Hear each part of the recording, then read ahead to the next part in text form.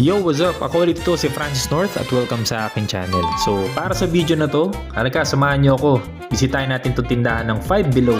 So, dito sa Five Below, ang target nila, lahat ng presyo ng items, $5 below lang. Parang siya yung yung Japan Home, kung alam nyo yung tindahan dyan sa Pilipinas. So, maraming mabibili, no? Mga posters, gadgets, laruan ng bata, mga iba't ibang mga anik-anik na makikita. Meron din dito mga car accessories. Ayan, na ibibenta. So, yung bata, kita nyo naman anong kagad kinuha, no? Super Mario.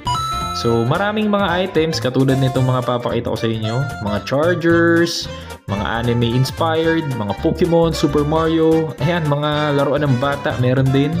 At iba't iba yung mga bibili dito, no? So, meron nakita pa, Teletubbies, ayan, mga Batman, Superman, Marvel, DC, Funko Pops, iba-iba eh. Ayan, kita nyo.